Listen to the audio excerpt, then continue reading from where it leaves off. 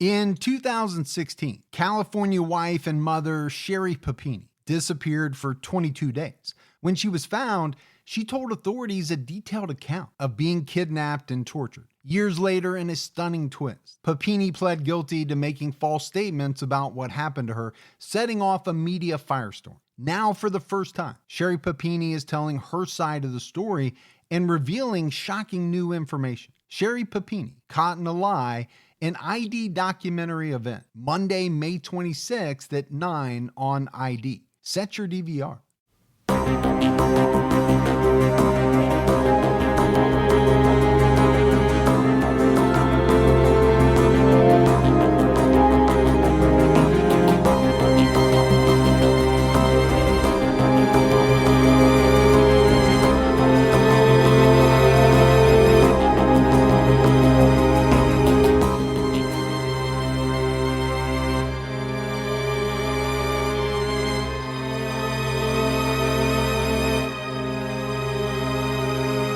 Hello, everyone, and welcome to episode 143 of the True Crime All the Time podcast. I'm Mike Ferguson, and with me, as always, is my partner in true crime, Mike Gibson. Gibby, how are you? I'm good, man. How about you? I'm doing great. Yeah? Ready to record. Cool. Another week under our belt. Another week. The numbers just keep ticking up, man. I know, man. The number of episodes, when you say like 143, it just, I swear, we were just doing the research on 100 and kind of building up to 100. You remember that? I'll be like, this is episode 1,800, and then fall asleep. Why would you be saying it? Because I'm dead at that point? Because by then you gave a little power away. Oh, okay. You're like, I'll let you say the episode number only, Gibby. Okay. How about that? That makes sense. Yeah. That makes sense. But, I mean, it's less for me to mess up, too. I mean, could I get the number wrong? Probably not. Maybe so. Didn't you say that you had that thing where you get numbers backwards sometimes? Yeah. There you go. It could happen. You have to write it on like a big piece of paper, and I have to stare at it as I read it to make sure. All right, guys, we should take a minute, talk about the mass shootings. It's not something we normally do. We don't normally talk about them. There have been a number of them, right? Sure. We just had El Paso, but we had one in our hometown of Dayton, Ohio. We did. They're all tragic. And I always mourn, right, for the people who lost their lives, the people that were wounded, wherever it is in the country, in the world. And I know you do too. I'm speaking for you as well. Right. But for it to hit so close to home, it's just something I never expected, man. You know, a place that you and I have been to, who knows how many times. Yeah. The Oregon District. It's Plenty kind of times. a nightlife, bar type setting. So I don't know. I mean, it's still early. There's still details to come out. Yeah. But it's obviously something that I know we'll be following closely to find out, what happened, man. Yeah. What was that all about, man? We had some new Patreon supporters. All right. So let's give some shout outs. We had Yana Knudsen. Hey, Yana. Kimberly Bonilla. What's up, Kimberly? Michelle Skinner jumped out at her highest level. Hey, Michelle. As did Elisa Conti. Hey, Conte. Jennifer Hone. What's up, Jennifer? Brittany Montalvan. Montalvan. Which is a very cool name. It is a cool name. Michelle Young. Hey, Michelle. Laura and David Jones. Hey, thanks, Laura and David. Nancy Stellato. Tara Reber. Hey, Tara. Chrissy Teal. Chrissy. Patrice Gillette jumped out at her highest level. That's awesome, Gillette. As did Janet Choznacki. Chonaki. Yep, we had Beth Schwab. Hey, Beth. Janita Jones. Thanks, Angelica. Don Parker. Thanks, Don. Jason Duncan. What's up, Jason? Jules Wilson jumped out at her highest level. That's a power name there because Jules, get it? Power, it is. electric. Yeah. As did Nina Illamon. Hey, Illamon. And then we had Terry Moore. What's up, Terry? So we appreciate that. A lot of new Patreon support. If we go back into the vault, Gibbs, this week we selected Ginger Lamontagny. Lamontagny. Thanks, Ginger. Your pronunciation's probably better than mine. Probably. We had some PayPal support as well. Alexis Cochran. Hey, Alexis. Lisa Nutt. What's up? She's nutty, man. Kate Massey. Hey, good old Kate. Lynn Skingen. It looks like line. It could be line. Line, but I think you're right. I think it's Lean Skidjon. It's one or the other. Yeah. Lena Cuneo. Cuneo. And Donna Weaver. What's up, Donna? So we appreciate all the support. We really do. It means a lot. All right, Gibbs, right now we have an episode of True Crime All Time Unsolved out. We do. I think people are really going to like this one. It's the murder in room 1046. Yeah. And it's different. I mean, obviously there's a murder that happens. Clearly. It's really around the identification of the victim. Sure. That comes into question. And, and then we get into some mysterious things about, hotels. And I mean, we're all over the place. Yeah. It's definitely interesting, and we're in Kansas City, Missouri. Hey. So there you go. So at the time that this comes out, the new podcast, the reviews are in. Yeah. It's approved. The intro's out there. You can go subscribe. If everything goes right. Yep. It will probably only be a few days after this episode comes out that the first episode of that podcast is ready. Yeah, definitely go out and take a listen. Yeah. At least give it a couple tries. See what you think. Yeah. But the important thing is to subscribe. That way you get the notification, as soon as the new episode comes out. All right, man. Are you ready to get into this episode of True Crime All Time? I'm ready. I got to give a big thanks to Lana Hyatt for her help with the writing and research for this episode. Thanks, Lana. We are headed to Ireland this week. Irish. Irish? That was your big thing? Yeah. We're going to Irish. Going to Ireland. I was waiting for something to come. Yeah, Ireland, man. Please do not alienate our whole Irish listening audience. They know I love them. But we're talking about murderer Robert Howard, who was dubbed the Wolfman. And I think the reason why they called him that was a little strange. We might get into it here as the episode goes along. Wasn't because he wasn't shaven? Well, it's not because he looked like a wolf. I really didn't see a concrete answer for why they called him the Wolfman. There's a couple of things that we'll talk about. But this is a guy that raped and murdered for almost 40 years. Wow. I mean, his trail of crimes spans, so many years. It's unbelievable. And they still believe that he did so much more than for, the things that they ultimately got him on. So Howard was born in 1944 in Wolfhill, Ireland. Maybe one of the reasons why they called him the Wolfman. Maybe. There's another one that you and I like. We'll talk about in a minute. He was one of many children. The reporting on this one's kind of all over the place. Could be 6, could be 9. I'm not 100% sure. It's a pack. It's a lot, right? He had quite a few siblings. It's a lot of mouths to feed. And I don't know, Gibbs, for some reason, we have been talking about a lot of killers lately that have come from big families. Yeah, we really have. That's just a coincidence, right? It has to be a coincidence. I mean, obviously, not saying that if you came from a big family, you're more inclined to become a killer at all. That's not what I'm saying. It's kind of like the military thing. We do a lot of cases where these guys were in the military at one time or another. Lately, we've been talking about a lot of people that come from big families. Yeah. But really, the details on his childhood, they're pretty sparse. His mother stayed home, watched the kids. His father worked at a brick factory. That's a job right there, man.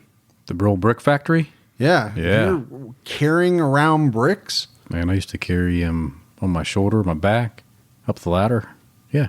All right. It's not easy. That's how you got to be so big and strong? Carrying bricks? No, but carried them. It's definitely not an easy job. It's not an easy job. And you see those guys do it, man. I'm like, first of all, I don't know how they do so many at one time. Yeah. Not only the weight, but the balance. It's kind of amazing. It's definitely a skill. But, and this is something we've been talking about a lot. His father drank quite a bit, was most likely an alcoholic. He was also extremely strict with the children. He reportedly beat Robert, and I think for some reason, especially Robert, on the regular. Now, it could be that he was violent with all his children, and it's just that Robert went on to become a murderer, so that's what's talked about. In school, Robert was described as a pretty bright kid, but he also had an edge to him. He was also easily distracted. He skipped school, and most of the time when you skip school, you're likely to get into something that is probably not something you should be getting into. Yeah, you're getting a little side trouble there. Yep. And that's what happened with him. I think by the age of 12, 13 years old, he was getting into trouble. And, you and I have been talking about that moment in someone's life where, things really kind of change, kind of turn for the worse. And really liked it when that caller called in and she said, hinge moment. And I think for Robert Howard, his hinge moment was age 12, 13. Yeah, I agree. He was arrested for burglary. Off the juvie he goes. Well, they should have sent him to juvie, you would think. Oh, they don't send him to juvie? No, they send him to a Catholic school. It was called St. Joseph's Industrial School. Some people would say that would be same as juvie. Well, apparently, this place was probably worse.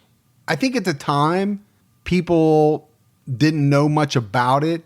It would come out later, right? As things often do over the years, that the priests who were running this school, they weren't very nice. Oh.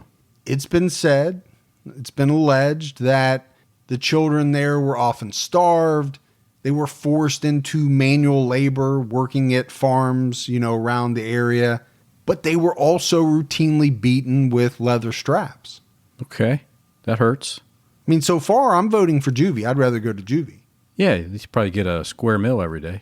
So the leather straps would be rough. But to make it worse, they would sew coins into the leather. So bad enough to get hit with like a belt.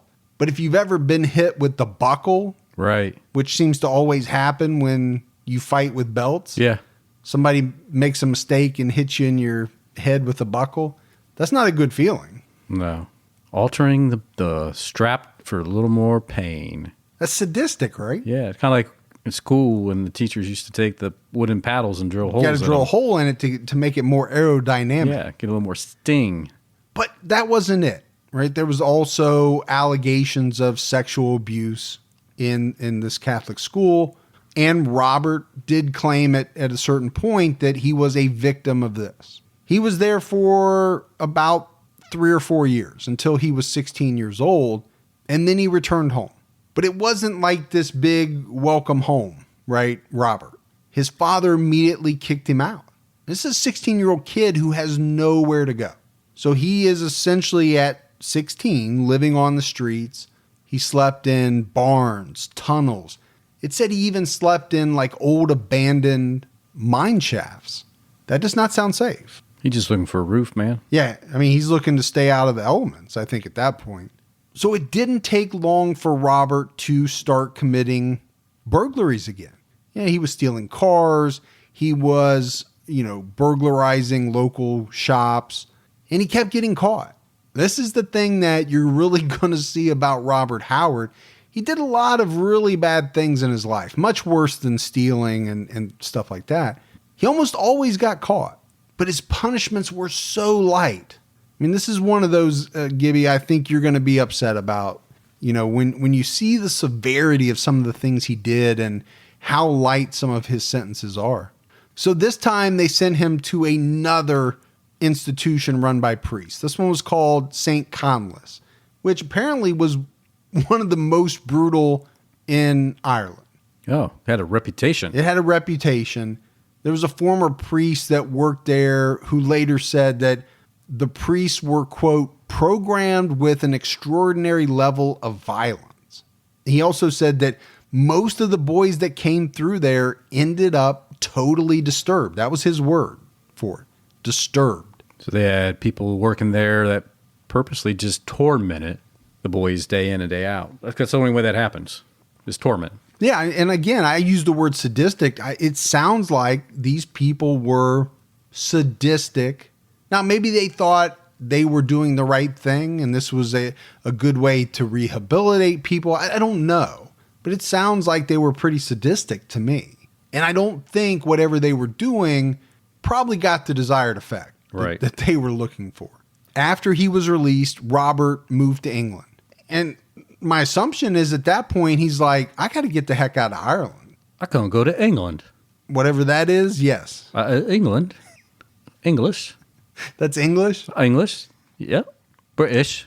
Because so far, his track record in Ireland's not good. No, maybe he'll do better in British. In British. Well, put in. So at the age of 21, this is 1965, Robert committed his first sexual crime. And this is brutal. And, I'm purposefully not going to go into every detail. This was a 6-year-old girl. Apparently, he told this 6-year-old that he was a doctor. And then he sexually abused her. But before he left, he peed into a container beside her bed. And so I think maybe that's another reason why people may have dubbed him the Wolfman. Maybe they thought he was like marking his territory. I don't know. Just like a wolf would. But that is so strange. That is really, would there not be any type of DNA in that? Well, it's 1965. Yeah, I'm just saying, that's true. They weren't talking about. There was no DNA in 1965. Yeah. So the Wolfman can do what he wants. But bad enough that you victimized a 6-year-old, then you're just going to stand there and pee into a container and then leave. Seems so odd. It's really bizarre. It is. Until you find out that he did the exact same thing 1 week later to the same girl. To the same girl. Wow. Now, this time, her parents heard her screams, and they got to him before he was able to, lay a hand on her. So I should have said he was going to do the same thing. He wasn't able to. He was arrested, and he was sentenced to the local borstal. And I had to look that up. A borstal is a custodial institution run by the prison system for youthful offenders. Okay. Youthful offenders seems like a strange term just on its own. But when you factor in that Robert Howard is 21 years old, that's just bizarre. It is bizarre. You would think that would end at 18 tops. Yeah, you would think at 21 years old, you're going to a big boy institution. Yeah, and you should. Not to the local kindercare run by the prison system. Let's not forget the brutality of the act that he has committed and then subsequently tried to commit again. Right. The victimization, the sexual abuse of a 6-year-old child. Just the paranoia of just wondering if he's ever coming back again. I mean, it had to put her on edge. You feel bad. I mean, you just wonder at 6 years old, does that, what type of scarring does that do? Well, just like kids wonder about monsters under their bed or in their closets. I mean, now you got a real monster. Yeah, and you're wondering every time you hear something scratching at the door or the window, is it him? Yeah, she met a real life monster. Yeah. So I know for a fact, Gibbs, you're not going to be happy with how this turned out for Howard. He spent a whole whopping 9 days. 9 days? 9 days in this borstal thing. For the total crime? Yeah, 9 days. Wow. You read that and you think that's got to be a mistake, right? It's got to be 9 months, 9 years. No, 9 days. It's messed up. So then after the 9 days, he was deported back to Ireland. And they basically said, get out. We don't want you. And maybe that was the thinking. Hey, we're not going to pay to house this guy. Right. He's Ireland's problem now. Well, that would make more sense. That we're giving him the term we need to hold him until we can process him, to kick him back to Ireland, and they can do what they want at that point. He's not our problem anymore. He's never coming back in. That's what they might think. Yeah. Well, but he'll be back. You can always get across a border if you know what you're doing. In 1969, he got caught again. This time he broke into the home of a married woman and he tried to rape her. And during this assault, I guess this woman fought like hell. I mean, she fought him. She's like a tough one. Yeah, she went ninja warrior on this guy. She managed to break free. She got out of her house and she started to run down the street to get away from this guy. The problem is she's naked. But at that point, she doesn't care. No. I mean, she is like, I got to do whatever I have to do. That survival instinct kicks in. But this guy, Robert Howard, he's not fazed at all by any of this. He wasn't deterred by her screaming. He wasn't deterred by the neighbors who heard her screaming and came out to see what was going on, he just kept chasing this woman down the street. And he finally cornered her in a nearby garden, and he tried to force himself on her. It's like he was not going to give up. Like he was so focused on the event that he couldn't see what was going on around him, because by this time, like, the whole neighborhood was hearing this woman scream. They had to physically pull him off her so that he could not sexually assault her. He's arrested again. This time he got a sentence of 6 years, got out in 3. Of course. Even though while he was in jail, he assaulted a female staff member in jail. That should almost carry twice the normal sentence, because if you can't respect the authorities in the prison that you're held, you know what I mean? What are you going to do on the outside? Yeah. Without all the rigid rules. And no, I absolutely agree with you. You got to respect my authority. But I honestly believe that this Robert Howard is a guy that didn't respect anything or anyone. I really don't think he did at all. In 1972, he went to a different part of Ireland, stayed at a local boarding house under a different name, was calling himself Leslie Cahill. Got a job at a factory, and I think as far as crimes go, he may have been quiet for a little while. I say maybe because that's the one thing with this guy. I don't think there's really any way to know exactly how many crimes this guy committed. I mean, we're talking about the early 70s. We're talking about a guy that is going around using a different name. You're going to tell me that he couldn't have committed a bunch of other crimes against women that nobody knows about? Well, you know he did. I'm sure he did. Absolutely. I'm pretty much convinced, Gibbs, in every episode that we do, that there are many more crimes, especially when you talk about serial killers, serial rapists, things like that. People that do the same thing over and over again.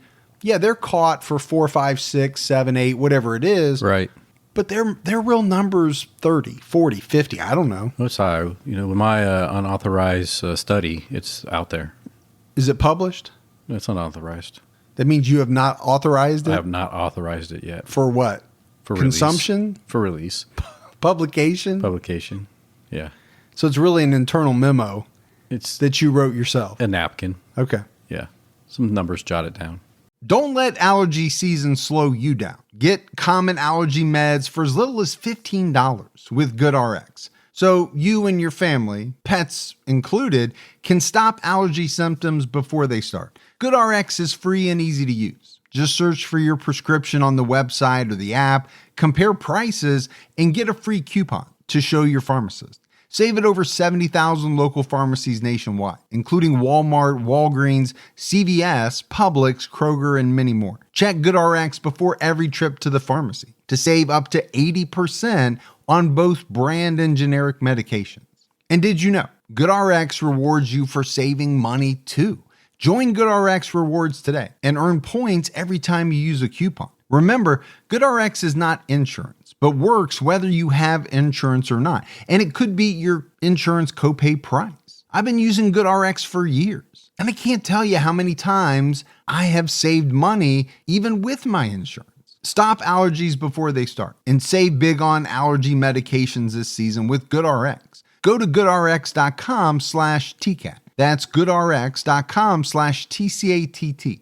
Once the temps start rising, I realized I was back in the same worn out rotation. Same tank, same shorts, same everything. So I gave my daily uniform an upgrade with Quince. Their pieces are easy, elevated, and somehow make me feel more put together without even trying. Like their 100% European linen shorts and dresses from $30. Luxe swimwear, Italian leather platform sandals, and so much more. The best part, everything with Quince is priced 50 to 80% less than what you'd find at similar brands. By working directly with top artisans and cutting out the middleman, Quince gives you luxury without the markup. And Quince only works with factories that use safe, ethical, and responsible manufacturing practices and premium fabrics and finishes. I'm getting ready to stock up on shorts for summer from Quince, and I know they're going to be amazing because everything I've ordered has been of the highest quality, and the prices are amazing. Treat your closet to a little summer glow up with Quince. Go to quince.com/TCAT for free shipping on your order and 365-day returns. That's QUINCE.com/TCATT to get free shipping and 365-day returns. Quince.com/TCAT. In 1973, he broke into the house of a 58-year-old woman. This was one of his neighbors. This woman woke up to find Robert Howard standing over her in her bed. He made her go upstairs. In this encounter, she ended up breaking her ankle. He forced her to give up her money. He bound, he gagged her, and then he physically and sexually abused her for over 5 hours. 5 hours? This guy's a monster. Wow. That is nightmarish. The whole time, her ankle is broken, and she's being, sexually assaulted. After Robert left, the woman was able to alert authorities.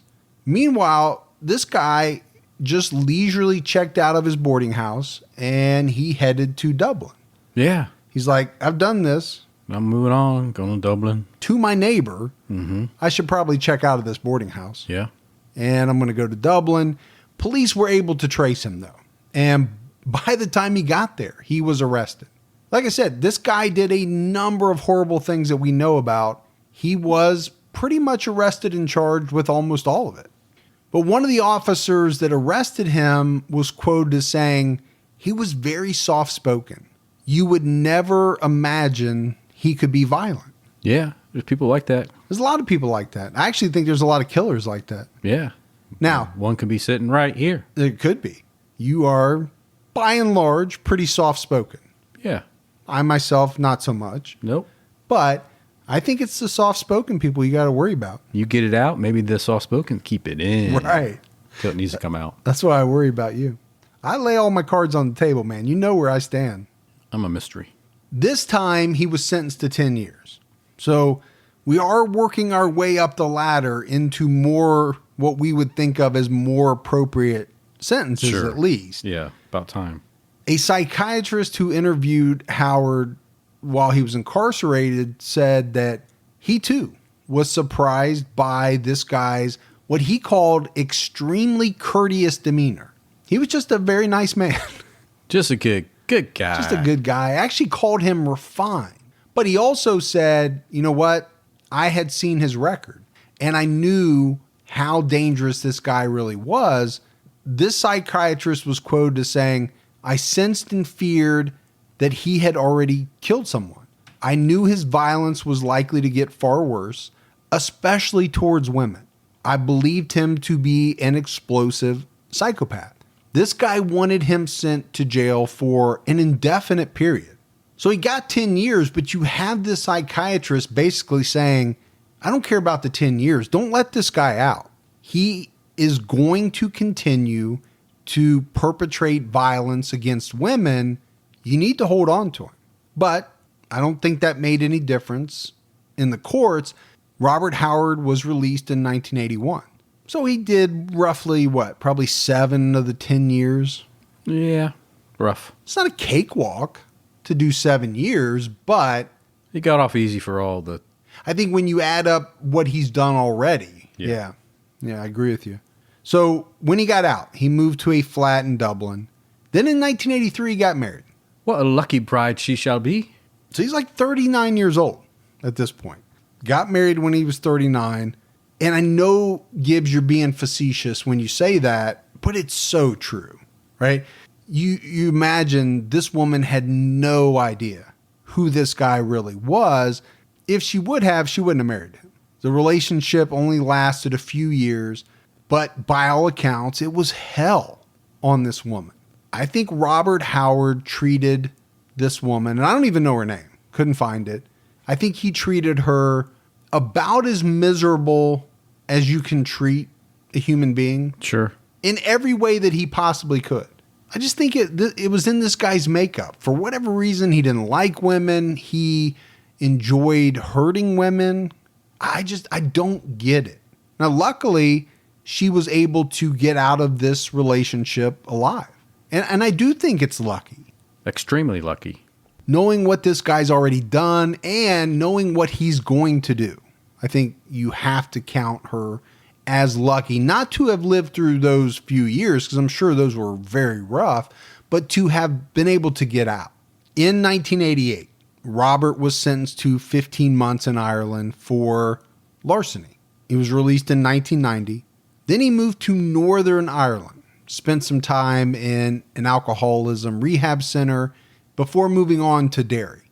And it was around this time he abducted a woman in her 20s, kept her captive for multiple weeks, and the whole time he sexually assaulted this woman.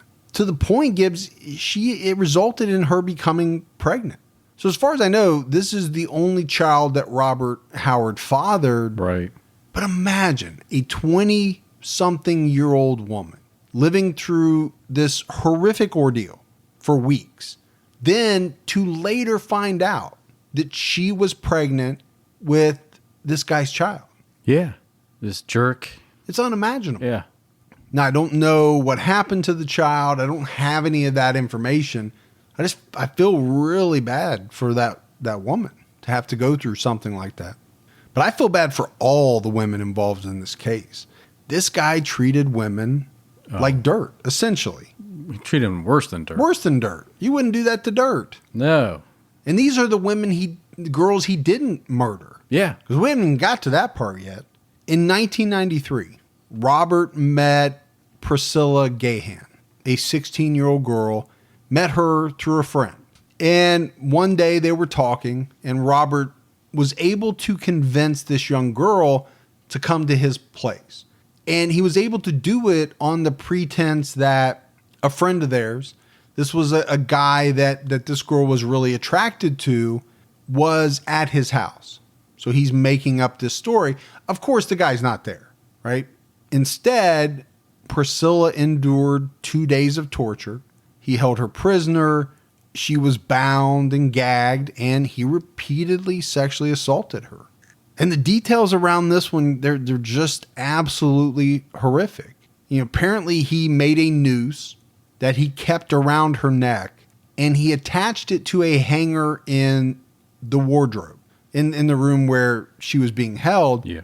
Every time she resisted, he tightened the noose. Really? And threatened to kill her.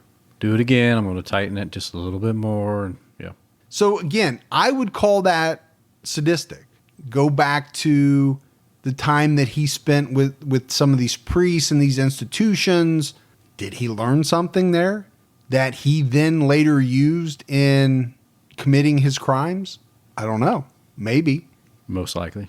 On the third morning of this girl being held captive, while Robert was asleep, she managed to get upstairs, and she got into this room that he had. Apparently it was filled with cages. Really? Birds. Bird cages with birds in them. She found a window, opened it, and she just hurled herself out of this window from the second story. That's still better than what she was going through. That's how badly she wanted to escape this house. She's like, I'll take my risk. She hit the ground. She got up, ran around the corner to the police station. So I think something's pretty safe to say. I don't think this guy had any fear of the police. Now, don't get me wrong. I don't think he wanted to be caught. Right. But he lived right by the police station. He lured a young girl back to his place, tortured her for 2 days. Wow. Oh, it's because he knows he's going to not have to worry about doing too much time for it all. I think that might be part of it.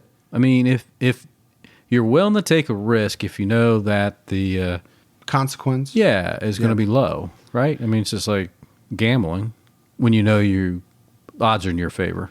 Yeah, I think there's something to that, right? The slaps on the wrist, thinking that you can do something and get away with it. Plus, he has no, what's the word? I mean, he has no fear. I mean, he's chasing down that one victim naked down the road, trying to get on top of her, and people have to pull him off. Clearly, he just doesn't care. Yeah, one or the other. Either he's not worried about it, or he's not thinking about it. It's just not even in his realm of thought. No, I think I'm kind of thinking he just doesn't think about it.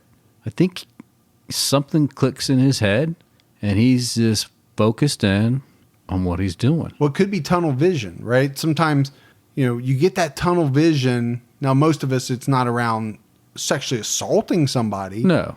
But for people like this, maybe it is, right? You're so focused on this one thing. Yeah. To the exclusion of everything else going on. Yeah. It's kind of what it sounds like. And we see that a lot in different activities. Like, you would say that's how I am on my phone sometimes. Well, you would think of like a elite athlete. Yeah. They're so focused. I hate to compare this guy to an elite athlete, but I think people will know what I'm saying. No, it's like when we get that really good pizza from that place, you are focused and you know how to kill that pizza. You love it, man. I do. And you won't even let me get in on it. Again, I hate to compare that to what we're talking about, but I think people get the idea. Yeah, absolutely. And unfortunately, Robert Howard, in this case, he was right not to be that fearful of the police because he was caught. I mean, obviously, this girl's right around the corner. She said, here, I'll take you right there. Yeah, let me walk you down there. I'll deliver him to you. Yeah. He was arrested, ultimately ended up with a suspended sentence. This is crazy. Man, I'm telling you. But this is what he did. He argued that this girl, Priscilla, had consented to the sex. He admitted that it was wrong. He knew she was a minor. And they essentially let him go on that argument. And I think, aside from what this 16-year-old girl went through, I think for the rest of her life, it was tough knowing, because she later talked about it, how hard it was to try to get the police to believe her account that she had been abducted, she had been, imprisoned and sexually assaulted. And obviously with the ending or the outcome, they really didn't believe her. I mean, that's quite obvious. Yeah, no, it definitely went his way. But we have to back up just a little bit. We know how that ultimately ended up. It ended up with him getting a suspended sentence. But while Robert was out on bail, awaiting the outcome, right, awaiting the trial, right, he met Arlene Arkinson. Arlene Arkinson was born April 4th, 1979. She had lived a pretty tough life. Her mom died when she was 11 years old, and she had 7 brothers and sisters. Big family. So they all lived with their dad, and her dad struggled with alcoholism. And Arlene ended up kind of getting in with the wrong crowds. Oh, so she's going to skip school probably. Skip school. She engaged in different types of activities, I think most of which a lot of people would call, risky behavior. In 1993, when she was only 14 years old, her brother-in-law raped her and was sent to jail. So like I said, she grew up very tough. She had a hard life. So she'd probably just go off every now and then just to get away. Yeah. Run away, as we would say. Yeah, I think her family did say that, she had a habit of, going missing, for lack of a better term, right? She would go off, but she would always come back. And she was pretty good about calling or at least letting people know where she was within a reasonable amount of time. So they didn't get too worried. Just 10 days prior to her disappearance that we're going to talk about, her brother-in-law that sexually assaulted her was released from jail. Oh, that's good. He's like, hey, I'm back. Which, again, that happened in 1993. Arlene goes missing in 1994. So that gentleman did not do a lot of time for sexual assault, rape. A minor. A minor at that. And again, Gibbs, I'm not bagging on Ireland. I'm not bagging on England. We see that here in the States in the cases that we cover, especially back from the 70s. Yeah, I was thinking I should call Kay over there in Ireland and give her a hard time about this, but she'd probably just come back and say, hey, how about your American prisons? How's that working out, Gibbs? Yeah, we don't have a great track record of, really kind of holding people accountable. Now, I think today it's a little different. And the sentences are much different. Yeah. when you're talking 60s and 70s, tons of cases that we've done here in the United States where people, slap on the wrist, and it just progressively got worse until they ultimately killed somebody. I think it really took shape for me when we did the Lake and Ing murders and everything. They just got slapped on the wrist when they were younger, when they should have gotten some pretty severe time. And then I just started seeing it again and again, and it just was just really disappointing, man. Yeah, those guys were bad, no doubt. But I think, like with Robert Howard, right? They became emboldened over time because they were able to get away with some really heinous stuff. So what's the lesson you're being taught? It's okay. You'll get away with it next time too. Well, it used to be, don't do the crime if you can't do the time. But clearly, we're like, hey, go ahead and do the crime because the time ain't very long at all. And the risk is worth it. Yeah. To them. So it's 1994. Arlene was 15 years old at the time. She was 5'4", blue eyes with fair hair. On the night of August 14th, she and her friends wanted to go out and dance to a dance place. So they got Robert Howard to drive them. And this was not uncommon. Arlene, a lot of times, went out to dance with her friends. And a lot of times, she would get her new friend, and I'm using that, loosely in air quotes, sure, Robert, to drive them. He had done this on multiple occasions. And this was the thing about Robert Howard. Over time, he would work himself into a family, ingratiate himself with members of the family of people that he would later on victimize. He would gain their trust. But keep in mind this whole time, this guy is on bail for kidnapping, rape, and abduction, and however many other charges of a 16-year-old girl. Got a big old laundry list. But nobody knew any of that, right? Nobody in this family, Arlene Arkinson, didn't know any of that. Yeah, there was no, hey, before you go somewhere with this person, read this. Check out his profile online. So it was Arlene and her two friends. They were in Robert's car. They were on the way home from dancing. And the last time that Arlene was seen was after her friends were dropped off. This was around 2:30 a.m. Now, at first, her friends said that Robert dropped Arlene off first, which, Gibbs, of course, provides Robert with an alibi. Yeah. A pretty good alibi for Arlene's disappearance. I mean, obviously, he cannot kill her if he's with her friend. Now, the friends later recanted their statement, saying that they were made under duress.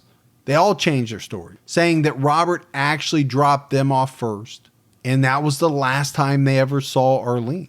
So that's the crux of this piece, right? Robert Howard is the last person to be seen with Arlene Arkinson. He was arrested on suspicion of kidnap and murder, and over the course of 2 days, police questioned him 13 different times. Okay. But he was not charged with anything. He was arrested, not charged, which is a little bit strange, I think, when you view this situation. It's kind of strange, man, with this guy being out on bail for sexually assaulting a 16-year-old. Yeah, I agree, because when you're out on bail, you have conditions, right? So he had conditions. Number one, he wasn't supposed to be in the company of minors at all. And he's more in the company of a minor. Sure. He also wasn't allowed to be out past a certain time. And I guarantee you 2:30 a.m. is way past that time. I also think it's very strange for a 15-year-old to be out at 2:30 in the morning, but that's a whole different subject. I mean, you would think, Gibbs, the police had to have looked at all of this. And I'm sure they did, but ultimately they decided they didn't have enough to charge him with anything related to the disappearance of Arlene Arkinson. Meanwhile, they're still looking for her. It was reported that there were 92 different searches organized for Arlene, but she was never found, nor was her body ever recovered. Now, there was a story that came out later that intimated that she may have told friends that she was pregnant on the night of her disappearance. Okay. And to me, you have to ask the question, where does the brother-in-law fit into this thing, right? The guy was released 10 days before this girl disappeared. Is that just a huge coincidence? I don't know. I don't know either. I can tell you the community strongly believed that it was Howard, that he was guilty of doing something bad to Arlene. Yeah. So much so that they hounded him completely out of town. And he moved to County Donegal, where he started living kind of the way he did back when he was a teen on the streets, but he was living in a van. Living in a van down by the river. Down by the river.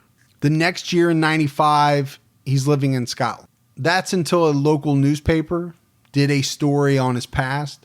And like immediately, the whole town came out and they basically drove him out. Those Scots are tough, man. Do not mess with them. They're like, you ain't gonna stay here.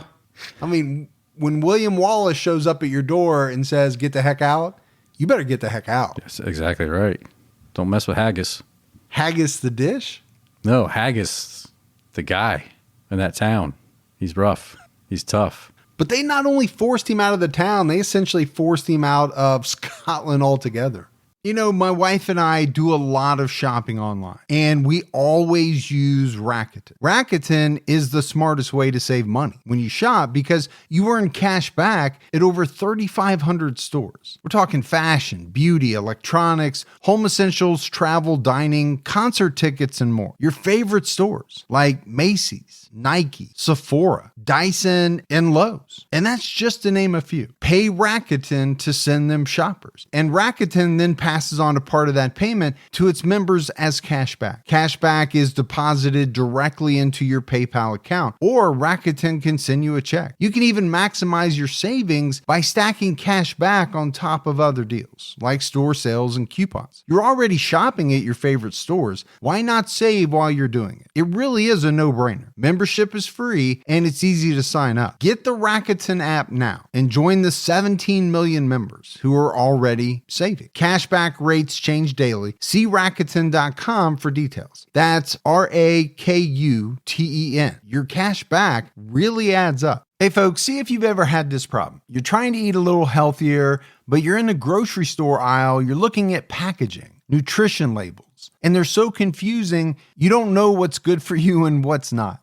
Well, this is why I love Thrive Market, my go-to online grocery store for getting all of my healthy essentials delivered, and I don't even have to leave my couch. Finding better options for the whole family is easy with Thrive Market's Healthy Swap Scanner. Just scan a product, and it instantly recommends healthier swaps. This is how my wife and I found our new favorite snack, IQ bars. Sometimes I eat one in the morning with my coffee, sometimes just later on in between meals. They also have so many on-site filters that make it simple to shop by the needs of everyone in the family. Maybe you have someone who needs gluten-free food, somebody that has a peanut allergy. Well, no more scouring ingredient labels when you can just filter it all on Thrive Market. My wife and I often use the high-protein filter to stock up on things like Sieti chips. Ready to make the switch? Go to thrivemarket.com/TCAT for 30% off your first order, plus a free $60 gift. That's THRIVE market.com/TCATT, thrivemarket.com/TCAT. So he moved on to London, England. And that's when he met, through a friend of a friend, 14-year-old Hannah Williams. And again, Gibbs, he spent a lot of time basically inserting himself in different ways into this young girl's life. Got to know her family. 14-year-old. 14-year-old. Okay. It was reported that they often took walks together with her dogs. There's even a video, I guess, that he took of her snuggling with her dogs in his house. Oh. So I don't know how he did this, but he essentially got into her life. So he started befriending her and her circle and her family too. Earned the trust. And that's where I can't say anything bad about this family. That's not what I'm trying to do, because I'm sure they have a lot of guilt. No, sure. But at some point, do you not say, why is this 40-some-year-old, 50-year-old guy, however old he is at this point, hanging around with our 14-year-old daughter. Yeah. To me, that is strange. On a regular basis. On a regular basis. Not like, hey, I came over, I needed a cup of sugar. Oh, hey, Hannah, how you doing?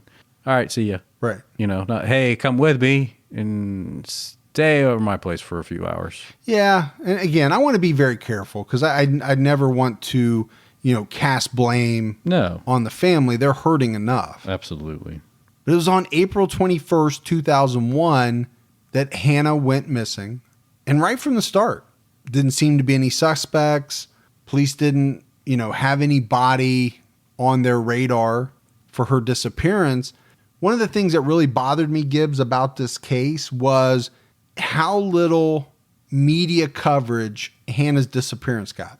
And a lot has been made about it over the years. People have accused the media of not giving Hannah the same type of coverage as other girls that went missing because they were all from middle class families. And Hannah, I think they thought, or maybe that was the case, I don't know, came from a lower socioeconomic type family. So didn't deserve the coverage. That's kind of almost how it seemed. She lived with her mom. Her mom was a single mother. They didn't have a lot of money. Add on top of that, the fact that, Hannah had a history of running off. I don't know what other things she was into, but whatever it was, the media looked at her and said, it's not worth our coverage. Right. But these other girls, they've gone missing. They come from great families. We're going to splash their names all over the paper and the TV. I have a really hard time with that. Yeah, it is tough. Kind of like we talk about, I have a hard time with the disappearance or the murders of young African-American girls not getting the same coverage as white girls. Just like we talked about on the Patreon episode of the Freeway Phantom. Yeah, exactly. Yeah, we went through that, yeah. In March of the next year, 2002, a detective decided to reopen the case of Arlene Arkinson. And this time he made Robert Howard the chief suspect. And it was just 4 days later, after they reopened that case, that the body of Hannah Williams was found. In this time, Gibbs, it received a lot of news coverage. Now, it was said that the reason it did was because there was another young girl missing at the same time. I don't know. That young girl, Danielle Jones, she was never found.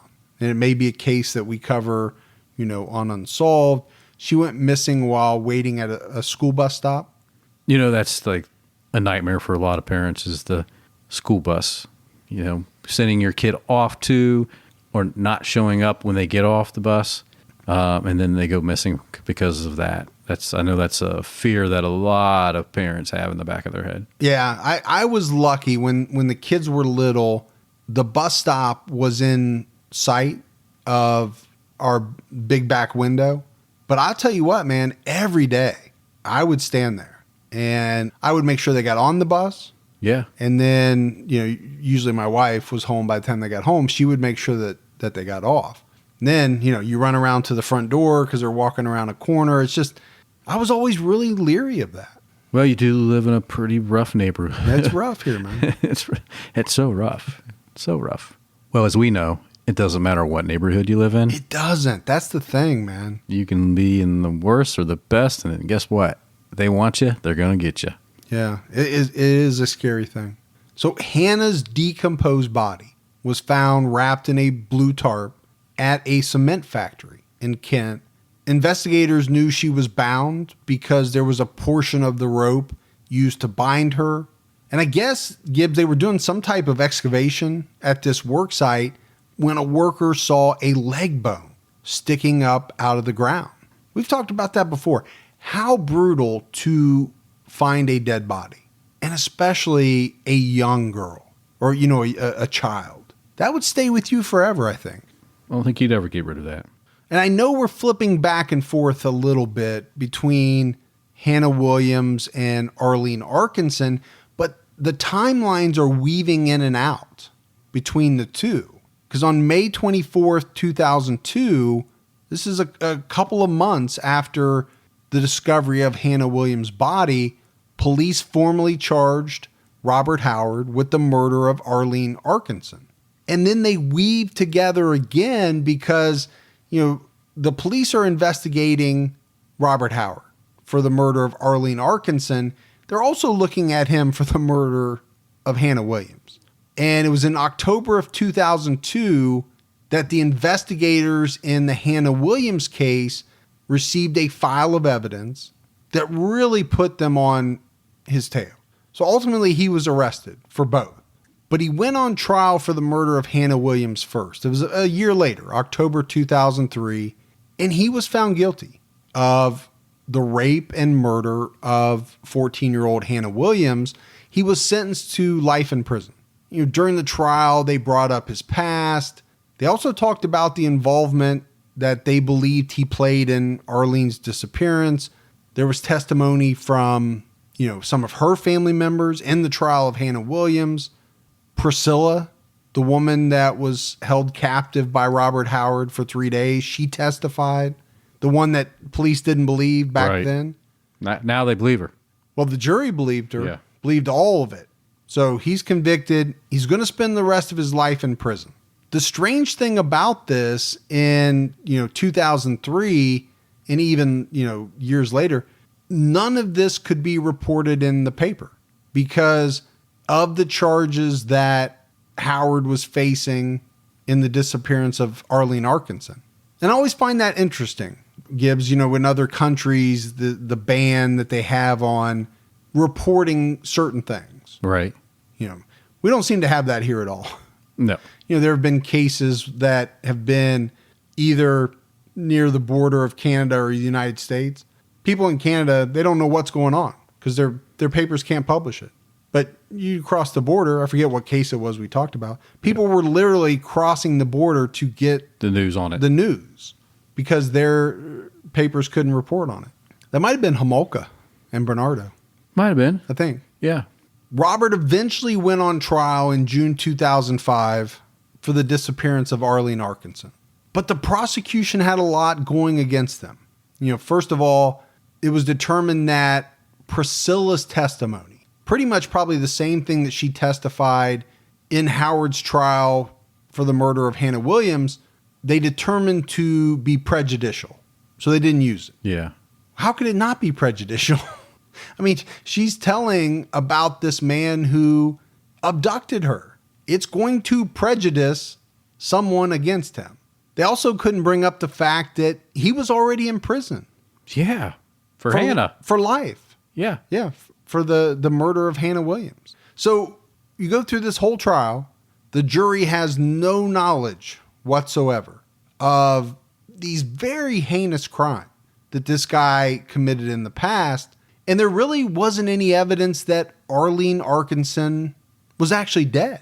She hadn't come home. Yeah. Nobody knew where she was, but her body was never found. So they didn't have that. They don't have a lot. Most of the things they have was taken away from them to present to the jury. I agree with you. And the jury found in a 10-2 majority verdict that he was not guilty. So Robert Howard was acquitted in this trial. And that's different here, right? In the States, it needs to be unanimous in a trial like that, a criminal trial. But I guess over there, it just majority wins. Well, so it could have been 6-4 either way.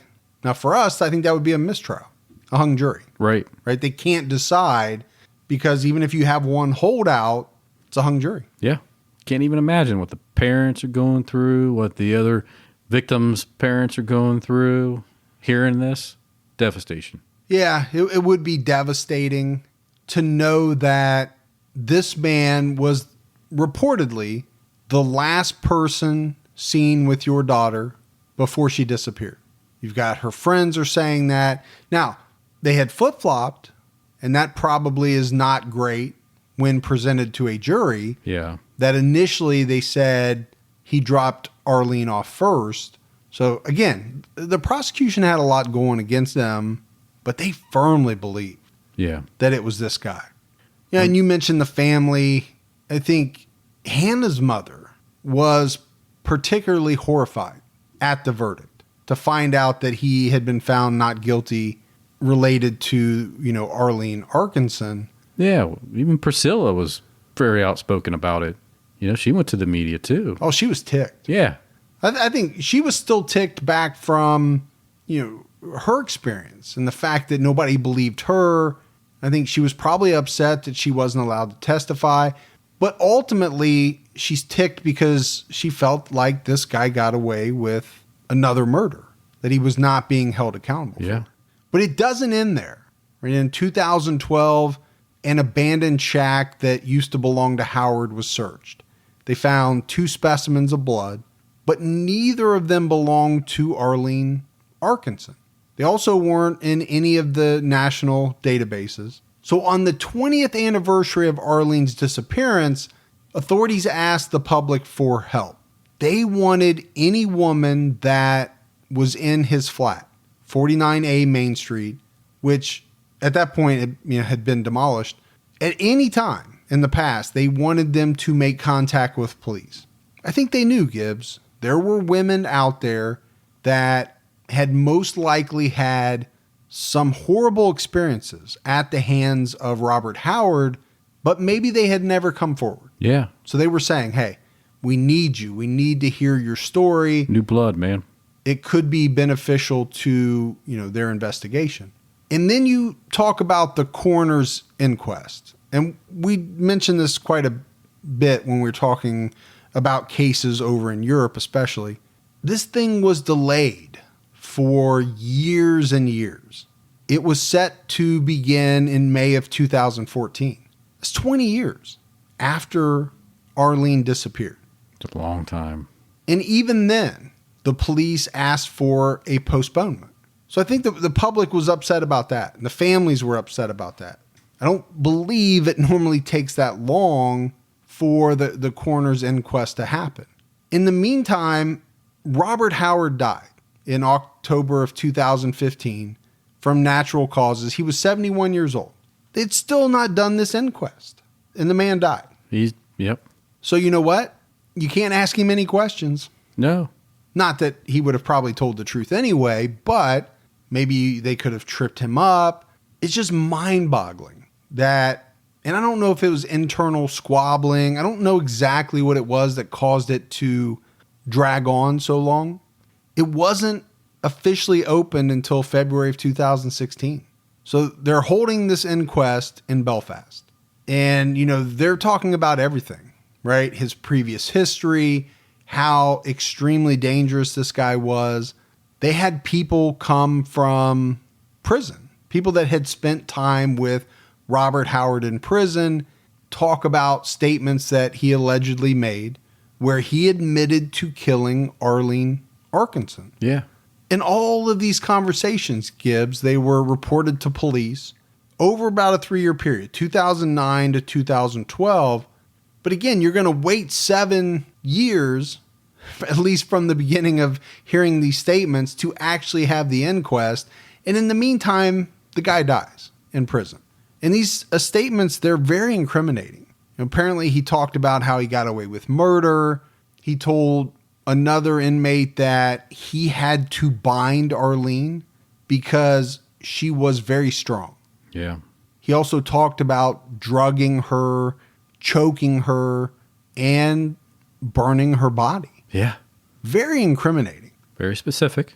Now, these are secondhand statements, Sure. right? But my thought is that they would have been able to question him during the inquest. Again, I'm no expert on these coroner's inquests because they're foreign to us, literally. Right. Foreign to us. But I do think it's one of the things that really rubbed people the wrong way. They just messed around for so many years when they could have done this thing 18 years earlier. Yeah. 16, 18, 19, I don't know. They needed to get on it. I don't know how long they normally take, but I know it's not 20 years. No. I think they happen, somewhat quickly in the other cases that we've done, and that's really all I have to go by. But I think it was a problem that Robert Howard had died. They couldn't, cross-examine him.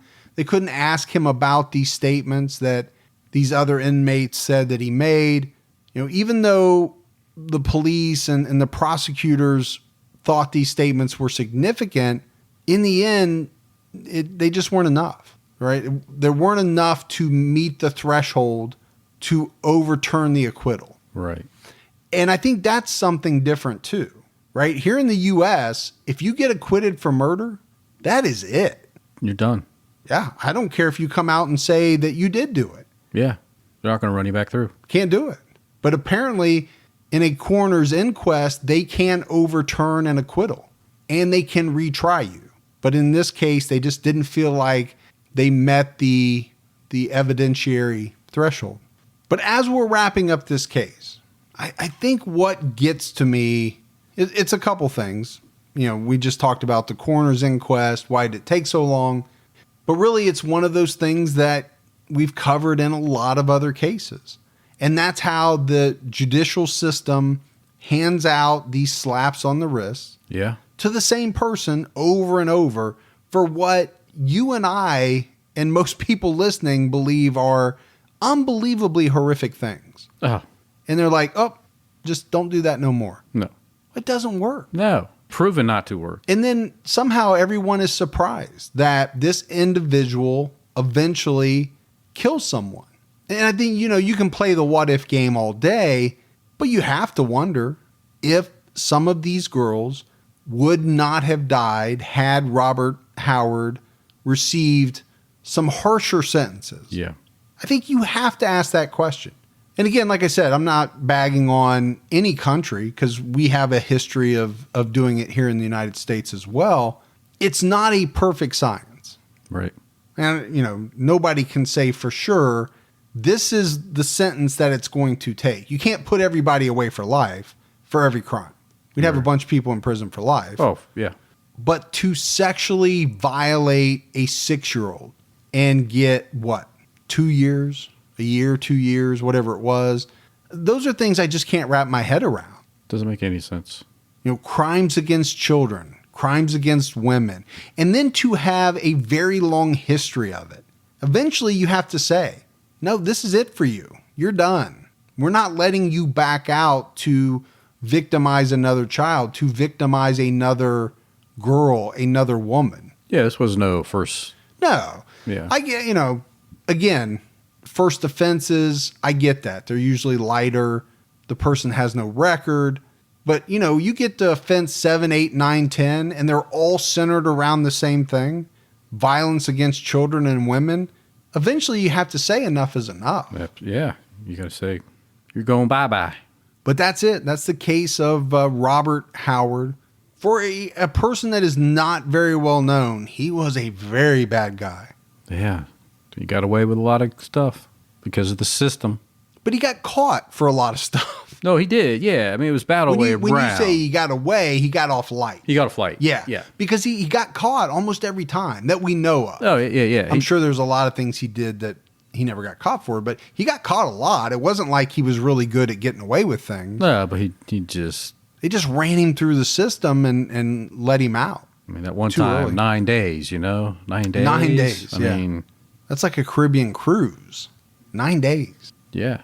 Well, we talked about it, right? So did they, there in England, think they were being smart by saying, we're just going to deport you back to Ireland? Well, yeah. Well, what happened? He came back to England and murdered a 14-year-old girl. They just needed to find a way to keep him from coming back, which they didn't do. We got voicemails. You want to check those out? Let's see the voicemails. Hi, Mike and Gibby. My name's Kate, and I just listened to your most recent episode. And you guys were talking about the death penalty and what's a slam dunk case and all of that. And I just wanted to say, I feel like I'm in kind of an unusual position because I'm 100% opposed to the death penalty. I don't believe in it for any circumstances at all. And also, my mother happened to be the victim of a homicide. So it seems a little awkward, I guess, because I can see where the families are coming from who want the death penalty for their family member's murderer. But on the other hand, I just believe in life so much that I can't imagine, you know, I don't believe in an eye for an eye. Just because you killed someone doesn't mean that you should die. And not only that, but, what is a slam dunk case? So, yeah, I just thought I'd share since your most recent episode made me think of it. Thanks. Bye. Well, we appreciate that voicemail a lot. I mean, I think it's one of those things, Gibbs, that I think there's a lot of people that don't believe in the death penalty. I don't think that is that strange. Now, I think what she's referring to is the fact that, her mother was a victim of homicide. Maybe she feels like that's a little different, that she would not be in favor of the death penalty, having lost her mother in that way. But I respect it. Yeah, absolutely. I think everybody's entitled to their opinion on the subject. And, whether you believe in it or not, I think Gibbs, you and I both respect that choice. Yeah. We talk about the death penalty a lot because, let's face it, in a lot of the cases that we do, especially here in America, people get death. They get the death sentence a lot of the time. But to actually be in that situation, to have lost a family member to homicide and to not believe in the death penalty or be against it, I think to me that really shows what she believes in. Right. Because a lot of people could just take a side one way or the other. But when you've been thrust into that situation, when you've had to have lived through it to make your choice, that's what you believe in. You're pretty staunch on that. Hi, Mike. Hi, Gibby. This is Jess from Salt Lake City. I just wanted to tell you how much I love your show. I've been emailing with Mike and about some dark things, and he's just been super wonderful. I'm definitely team T-Cat, but I do have a fish called Gibby. I just want to say thank you so much for the stickers. That was such a nice thing to do. And keep up the good work and keep your own time ticking, fellas. Love you guys. Bye. Handmade those stickers, man. So, Jess, all the good stuff came from me. That's Gibby speaking. No, she even said it. She's emailing with me. She got the stickers from me. But do you have a fish named Gibby? No, but I have a fish called Wanda. Yeah, there you go. Good movie, man. That is a good movie. But that's the right answer, right? Team T-Cat, that's awesome. No issues there. Nope. Except Gibby has issues. Anytime somebody doesn't specifically say they're Team Gibby. I may or may not write their name down. Hi guys, Lina Jenkins, Stockholm, Sweden here. Love your pod, the best, excellente. A Swedish crime tip for you. Styckmordet i Askersund. Could not find word for styckmord in English. It means murder and then dismembered. In 2014, Jonna Henningsson murdered and dismembered her rival, Louisa Lind, due to a jealousy drama. A heinous crime and my tip. Thank you for a lovely podcast. Again, love you guys. Bye-bye. Hej då. Hey, doll. What does that mean? Later. You even said the later in like a Swedish accent. I did, didn't I? Okay. Yeah. No, it's a good suggestion. We'll make sure we write that down. The some of the words for murdering and dismemberment I didn't understand, but yeah, I don't know. It's beyond my grasp of language. Comprehension. Because Gibbs, unlike the rest of the people in the world, Yeah. we don't speak other languages. No. And I think it's kind of sad. I mean, honestly, if you think about it, It really is. Yeah, I think we're lazy. Yeah. In some respects. I just know you can talk to Swedish people and they really like talking to you in really good English. Oh, all the people we talk to, Sweden, Norway, Denmark, Yeah. Germany, they all speak Canada. English. Canada, England, they all speak English. Yeah, they got it down. Hi, Mike and Gibby. This is Amber Brown. And Gibby, you're a genius. Amber is actually a brown color. My grandmother has always said, your name is awful because it's like a dirty ashtray. So, Gibby, you're right. So, thank you for acknowledging that I am a brown. Love your show. Thank you. Oh, we love Amber. We love our Patreon folks. Double brown. So I heard this voicemail, Gibbs, and I thought, I'm wrong. But then I thought, I'm going to look it up on Google. But the one time you decide to look at Google. Amber can be brown, but by and large, it's yellow. Does it say by and large? No, I think it said 70% of amber is yellow.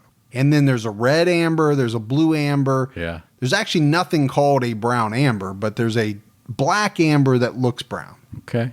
So let's just say we're all right, and that I'll still say you're a genius. Of course. I just can't say I'm wrong. Amber ways of Grain? grain. What color is grain? Not brown. Grain is brown. Tan. Wheat color. Wheat color? At best. Wait, we at Sherwin-Williams? I think you and I looking at swatches. have different interpretations of brown. Yeah. And obviously there are different colors of Yeah, brown. you think lemons are brown at this point? So No. I'm just saying. But anyway, I got such a kick out of that voicemail that there's something in me that said, you know what? I just got to look that Is up. that competitive edge? Yeah, a little bit. All right, Gibbs, we got mailbag. Donna Weaver from Canada. She sent us some really cool stuff from the Coast Guard. She's in the Really? Coast Guard. Coast Guard, huh? Yeah. Sent us mugs, beanies, all kinds of cool stuff. What are beanies, man? You know, like the thing you wear on your hat with the little pom-pom on the top. Oh, a toboggan? Yeah, like a toboggan, sure. Toboggan. Beanie, toboggan. Yeah, Coast Guard. That's cool, man. And then Stephen Leto sent us some beef jerky, Okay. but he also sent us some cool keychains with our names on them and like our family crests. Really? Pretty cool. I've never seen my family crest. Well, now you have it. I actually have a family crest. There you go. That's cool. All right. Gibson. The Gibby? The Gibson. Son of Gib. Son of Gib. Thank you. That's it, Gibbs, for the show. You got anything Really? else? Yeah, may you die in bed at the age of 95 by a jealous wife. That's an Irish saying. Is it? That's an Irish saying. I just gave it to you. Do I want to be 95? Whew, man. In bed. Killed by a jealous wife. Oh, that means I'm doing something that I shouldn't be doing? I don't know. Is that what the implications I are guess. It's an Irish thing. there? All right. Well, there's a lot of Irish things. Yeah. All right, Gibbs. So that's it. That's it for another episode of True Crime All Time. So for Mike, And Gibby. stay safe and keep your own time ticking.